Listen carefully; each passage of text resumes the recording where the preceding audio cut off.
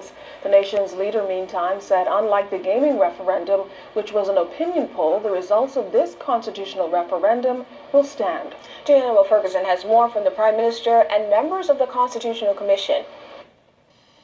The voice of the people has sounded in the land. It needs to be respected and honored, and it will be. The nation's leader, Prime Minister Christie, summing up the rejection of the 4 bills by the Bahamian electorate as a fair, transparent, and open process that he says ended in a clear result. Noting that this is the second referendum under his leadership, Mr. Christie says it will allow the voice of the Bahamian people to be final.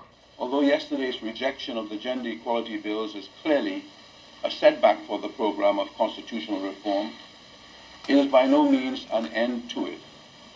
Instead, the program of constitutional reform must continue, Mr. Speaker.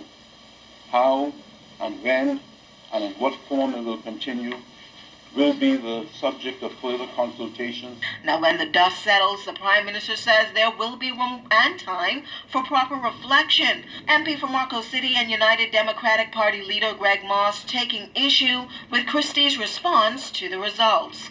I think it's imperative that insofar as one version of what has just transpired has been said in the House just now, and insofar as it amounts, frankly, to an insult to the Bahamian people and our Bahamian democracy, to phrase it in that way without giving proper credence to the voice of the people that was expressed in yesterday's referendum.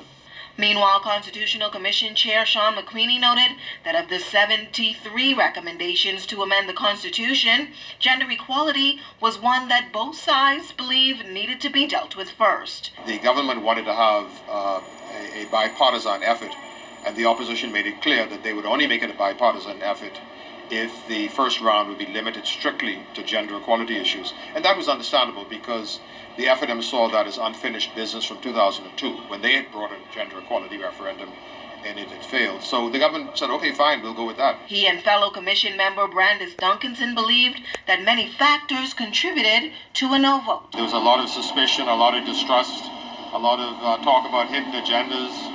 And I think at the end of the day, what may initially have been a concern just about Bill 4 and Bill 2, I think just reached a point where people said, screw this, man, we're going to vote against all 4. I think it was a mix of religious fears, homophobia, xenophobia, I think all coming together, I think contributed greatly to what we saw yesterday.